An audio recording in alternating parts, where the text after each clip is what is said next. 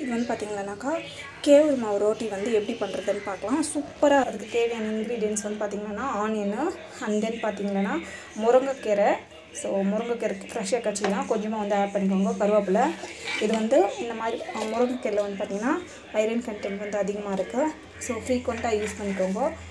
So onion, பச்சை மிளகா இருந்தால் பச்சை மிளகா போட்டுக்கோங்க, இல்லைன்னா பைத்து மிளகா இருந்தால் பைத்து மிளகா போட்டுக்கோங்க. ஆக்சுவலி இதுக்கு பழுத்து மிளகா இருந்தால் நல்லாயிருக்கும். ஸோ தட் அதுதான் நான் வந்து பழுத்து மிளகா வந்து போட்டுருக்கேன். சூப்பராக இருக்கும் டேஸ்ட் இது. ஸோ இது வந்து பார்த்திங்கன்னா இந்த ஸ்டேஜில் இதில் வந்து பார்த்திங்கன்னா சீரகம் வந்து ஆட் பண்ணியிருக்கேன். ஸோ ஜிஞ்சர் கார்லிக் பேஸ்ட் வந்து ஆட் பண்ணியிருக்கேன்.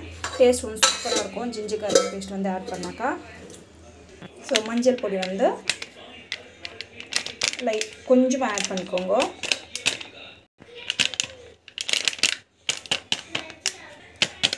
இதில் வந்து பார்த்திங்கன்னா கொஞ்சமாக வந்து கடலைப்பருப்பு, டேஸ்ட் வந்து நல்லாயிருக்கும்.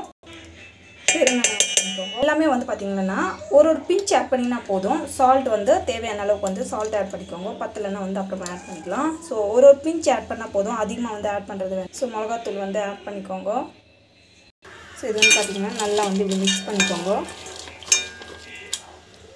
ஸோ இப்போ வந்து பார்த்திங்கன்னா கேவுரு மாவு வந்து ஆட் பண்ணிக்கலாம். இது வந்து பார்த்திங்கன்னா இப்படி வந்து நல்லா வந்து மிக்ஸ் பண்ணுங்க.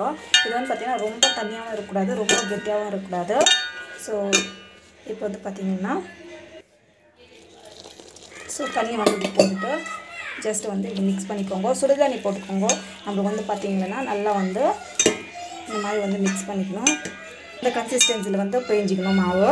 ஸோ இப்போ வந்து பார்த்திங்கன்னா அப்படியே வந்து ஒரு 10 to 15 minutes அப்படியே வைக்கலாம். அப்புறமா வந்து ரெடி பண்ணிக்கலாம். ஸோ நம்மளுக்கு வந்து பார்த்திங்கன்னா 10 minutes வரைக்கும் நல்லா வந்து மாவு ஊறிச்சு. ஸோ இப்போ வந்து பார்த்திங்கன்னா நெக்ஸ்ட் ப்ராசஸ் வந்து செஞ்சுக்க வேண்டியது தான்.